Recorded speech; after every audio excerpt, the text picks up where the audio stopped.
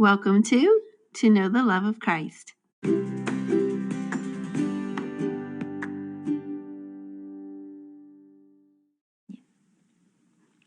Welcome back. If you joined us last week, you know that we kicked off season 3 in Mark 9, verses 2 through 29, and we talked about Jesus' transfiguration and Peter, James, and John being up on the mount with him and seeing Elijah and Moses. And we also discussed Jesus coming off that spiritual high right into a conflict between the scribes and his disciples and what that looked like for him. We also briefly discussed the Father's faith and Jesus walking him to that point where he needed to be before he healed his son. As we jump in today, we'll be in chapter 9, verses 30 through 50. So if you would like to pause here and read that passage, when you start back, we'll just go ahead and jump into the text. All right, so we see Jesus talking about his resurrection when we start in here, which he briefly alluded to at the beginning of the chapter, where I think it was verse 9 of chapter 9.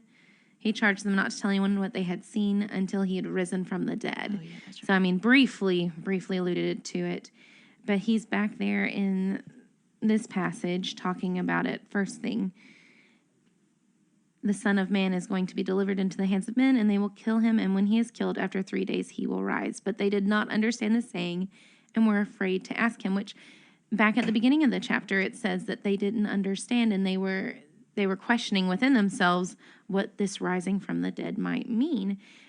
Look at what's happened between the two times he said that. So they arrived in Caesarea Philippi, and Peter professed Jesus as the Christ. But then there was this attempted rebuke by Peter of Jesus. That Right. showed his unbelief there and in what he had said. And then Jesus emphasizes belief in him and to take up your cross, that if you're ashamed of him, he'll be ashamed of you, and you're not part of his kingdom. Then there was a transfiguration.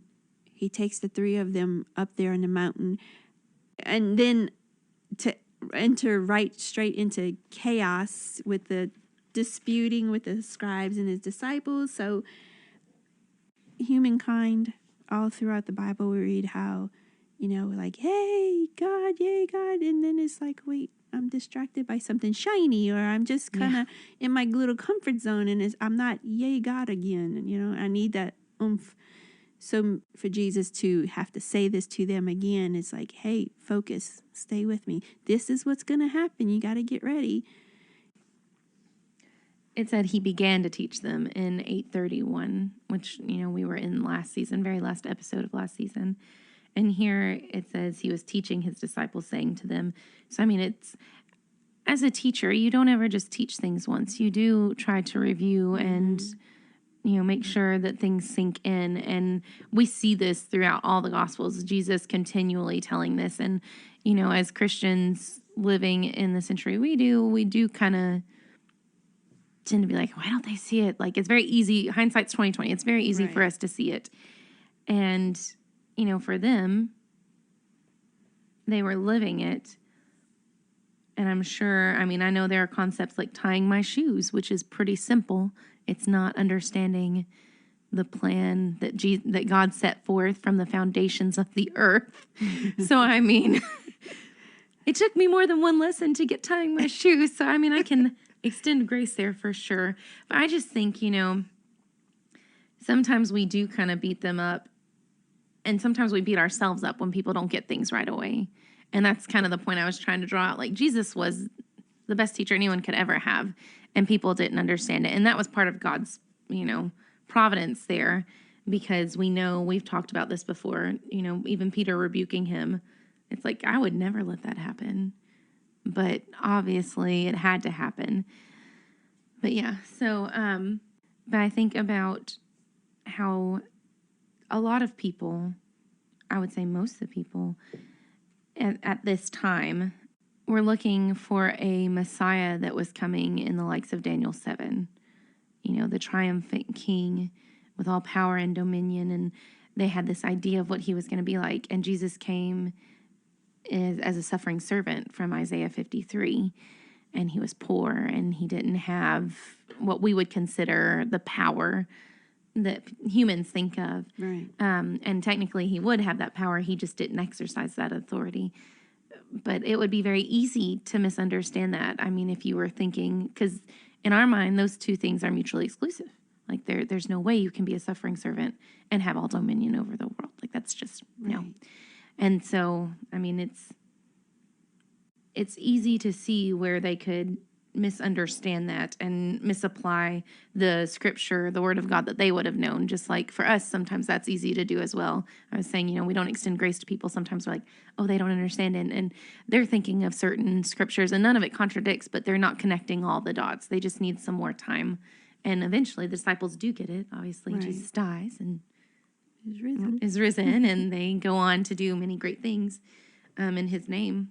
Verses 33 through 50. You talked about him being a teacher.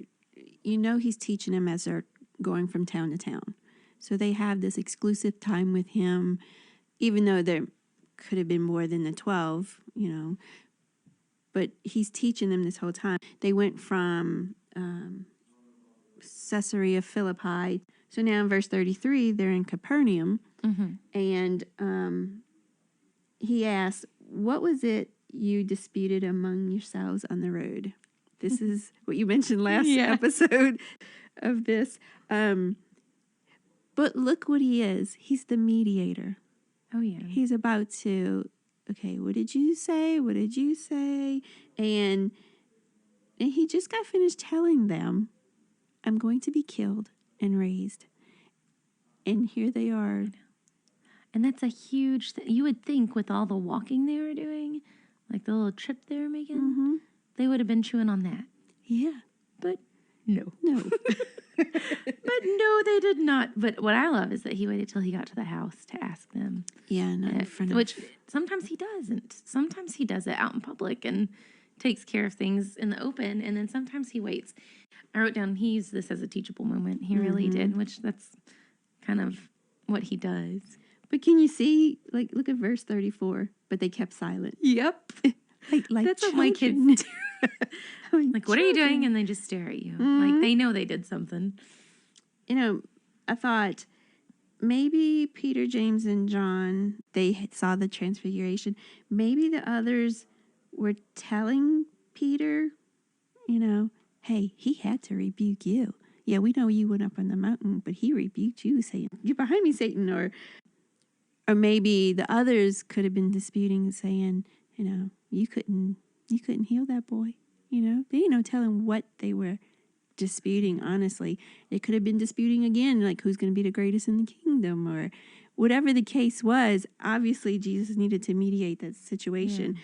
Yeah. And, 35 through 37, the point Jesus makes is, he takes this child amongst them, and, he's telling them to be like this child. So he's telling them to be pure and innocent and full of all things good, not envy or strife or division or comparing yourself to another, or, kids look up to their parents as to the ones who take care of them.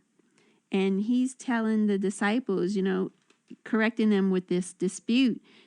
If anyone desires to be first, he shall be last of all and the servant of all. Then he took the child and set him in the midst of them.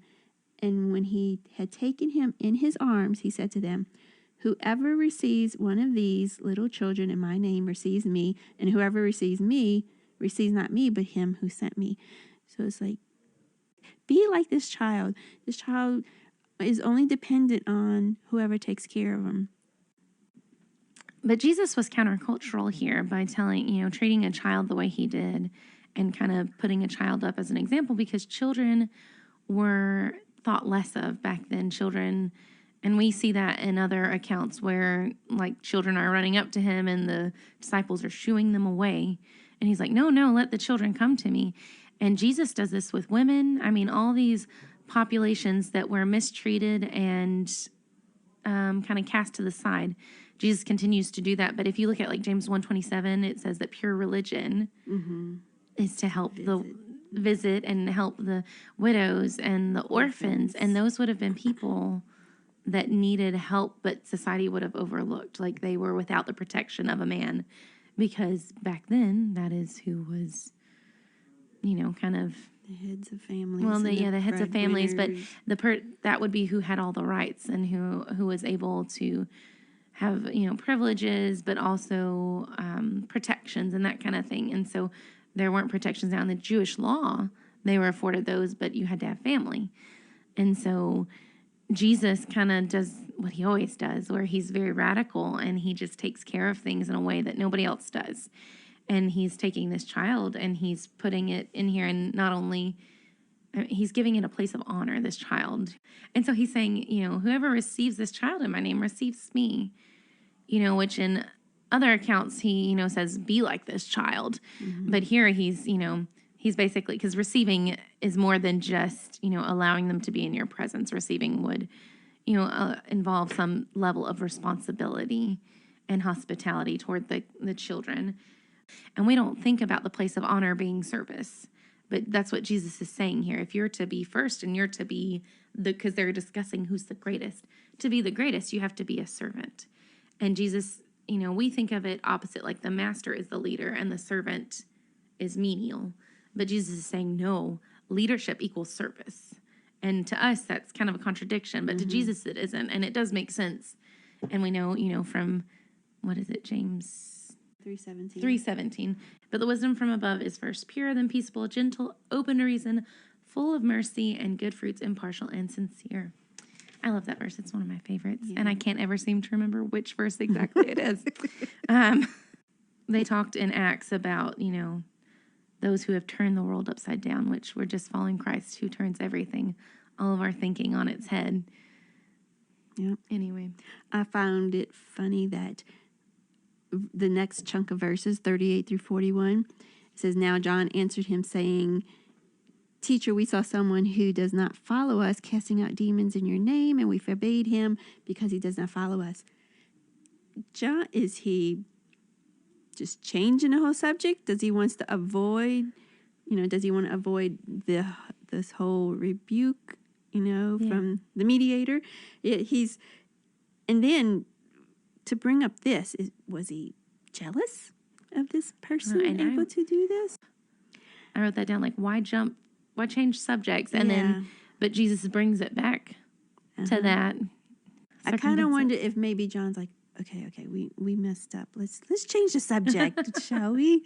Hey, Jesus, look, this guy's doing this. And, Jesus explains about that, but then goes right back to, hey, let me bring you back to what I was saying originally, maybe. Yeah. And I love verse 41. I say to you, whoever gives you a cup of water to drink because you belong to Christ will by no means lose his reward. And, my heading there in the ESV says, anyone not against us is for us. And I think we struggle with that, especially in the church.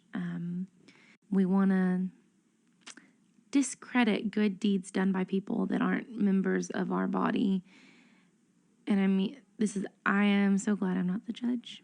Mm-hmm. We aren't called to judge. We're called to preach the judgments or teach the judgments and then step back and let the word work, because the word works more than we ever could, no matter, we're just spinning our wheels sometimes. We're obviously involved. We are called to evangelize and to show people Christ's love.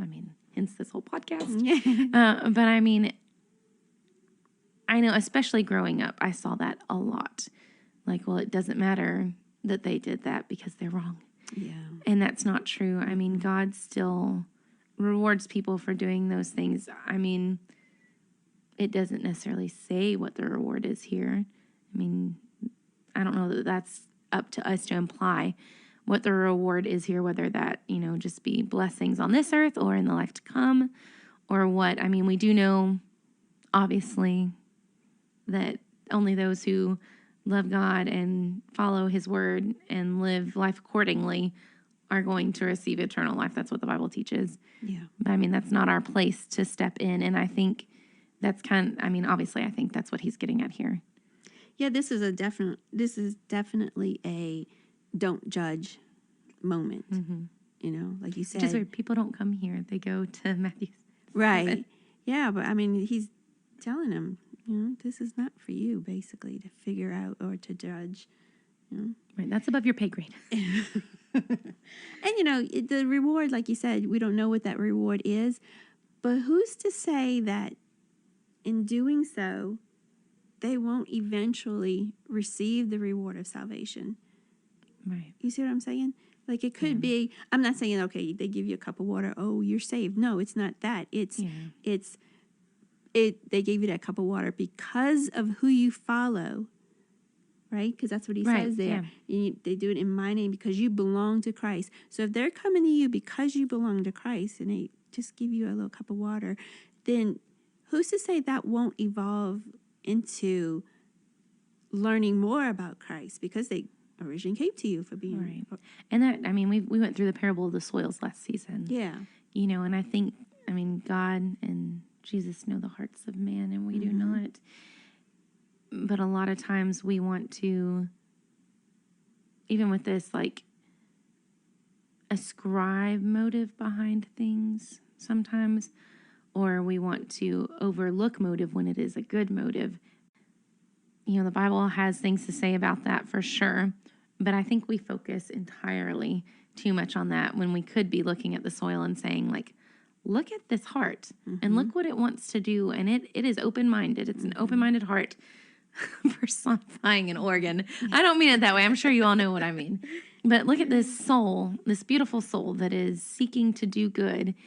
And what he's saying here is like, don't discourage those people from doing good just because they're not in basically in your house, so to speak. Yeah, or in a circle. Yeah, in your circle. And we could definitely learn that lesson, I think, and apply it and do better as the church from that. So, like you said, he kind of skips back to where he was before and talks about, those who cause one of these little ones to stumble or to sin. It would be better for you if you were basically killed than it would be to lead someone astray, which I know seems really drastic to some people. But here's the thing. When you're doing that, 2 souls are lost. It's double the loss. So, even if you just look at it purely mathematically. He brings their attention back to being pure, with the child. So, he says to get rid of the temptation that from experience will cause you to sin, right? Look at the examples, though, that he uses. So in 43, if your hand makes you sin, cut it off. Better to enter life maim. In 45, if your foot causes you to sin, cut it off. Enter life lame. In 47, if your eye makes you sin, pluck it out. Enter the kingdom with one eye. Those are all specific miracles he performed. They are. He healed the lame man, the man with the withered hand in the synagogue. He healed the lame man that was lowered through the roof. And the eye with the blind people. Yeah. That jumped out at me. That's really cool. Isn't it? So it's interesting. And his disciples would have seen these miracles. So he's saying, hey. And obviously he values those things. He took the time to heal those people. And he's saying, like, the opposite almost. Like, those things aren't worth it if they're going to keep you from, or if they're going to send you to hell. I can make you whole. Right. I'm the only one, because those are miracles, I said before, specific to him that were prophesied and he was only able to do. And he would also be saying here, you can be whole without those things. It's more, what he's saying here is the emphasis is spiritual. Spiritual wholeness is worth a whole lot more than physical wholeness. But see, it's up to us. He doesn't say he's going to cut it out. We have to cut it out. So you pluck your eye out, you cut your hand off, you cut your foot off. You have to do that first. I have to do that first before he can heal me and make me whole. Right. Well, we have to show that we want it and that we're willing to work for it too, I think. And we can't earn our salvation, but it's conditional. It's conditional on us. I think we can ask ourselves, what do I struggle with? And that's something we should be, constantly evaluating ourselves and not being like the man in James who walks away from the mirror, no different. Right. And then the follow-up question to that would be, what in my life encourages me to pursue that? What are my sin triggers? I think we need to know those, what's encouraging me to sin. And sometimes that's things, sometimes that's attitudes, sometimes that's people. And whatever those triggers are, we need to remove them. And I think, which makes me think about like Hezekiah in 2 Kings 18, where it talks about him removing the high places. Oh, yeah. When you get rid of those things. I used to joke about that, when I'd go on a diet, like, yeah, I'm on a diet, but I haven't removed the high places, which would be like the Cheetos or, the high Oreos. place of worship. Yeah. Oreos. But I think that we can ask ourselves another question that parallels with that, and that's, what do I need to add in my life to encourage the godliness? And I think about that where Jesus talks in Matthew 12 and Luke 11 about the demon leaving and the man setting the house right. Yeah. And it's not just enough to get rid of the bad things. You have to put good things in so that they don't come back in full force and bring however much times worse. 7 times worse, whatever it is. And sometimes that, the what is a who. Who do I add in my life? Mm-hmm. Who's my Paul? Who's my Barnabas? Who's going to help me get to heaven? And we have to make sure. Sorry, I keep adding things as I think of them or have notes about them. But maybe this is the flip side instead of the other part. We can't be the person who's encouraging that. And sometimes we think of that as proactively being like, here, take a drink, which I'm not tempted by alcohol. I have people in my family that are tempted by that and drugs. And, sometimes it's not saying, here's these pills or here's this substance, whatever it is. Sometimes it's saying things like, oh, well, that's just whoever, like insert name here. That's just Dee. That's just what she does. Yeah. That's just how she is. Oh, that's just... She's always been like that. Bert. Yeah. That's just Ernie. The Sesame Street characters. But I mean, I've been places where it's like that. And that kind of attitude encourages ungodliness. And we've got to make sure that we aren't doing that for other people. We aren't excusing the sin for them. When you look at 1 Corinthians, where Paul is talking to them in chapter 5, he's like, oh, no. Mm-hmm. This is not a good situation. And then they take it too far in 2 Corinthians. It needs to be corrected. Yeah. But I mean, we've got to make sure that we've got that balance there and that we're doing everything it takes, making every effort, to be who we need to be, but also encouraging other people to be who they need to be. And that was a very long comment. I apologize for the length there. Do you have anything to add to that? No. Surely you do. No, that's it. Oh, good. But he wraps it up there, talking about salt. Salt is good, but if the salt has lost its saltiness, how will you make it salty again? Have salt in yourselves and be at peace with one another. I love how it goes back really to where we started. Have peace with one another. Mm-hmm. When we started this, they were bickering. They were discussing something petty. He's saying, be salt, which takes you back to Matthew. Be the salt of the earth. In 49, he says, for everyone will be seasoned with fire. And I can never understand that. Yeah, that is something I'm still working on, figuring out what he means right there. Think of is like... Which mine says salted with fire, but... Well, yeah. But I mean, same thing. Is it... I don't know. Is it like the char? You know how when you fire something, you get the char, it's got that good flavor to it? And, and fire, too, throughout Scripture is a way of purifying gold or silver. Right. To make it pure. Because when you get silver or gold out of the ground, it's not pure. It has to be going through the fire. Right. It has to be refined. Yeah. Yeah, that's the word I'm looking for. Yeah. It has to be refined. There's the cutting off of the hand. There's the plucking out of the eye. There's the, fire he puts us through to get rid of that, to make us pure. Right. Because he's talking about getting rid of these things. So everyone who's seasoned with fire or salted with fire. New King James adds a little more to that verse. I don't know if ESV has it, but it says, and every sacrifice will be seasoned with salt.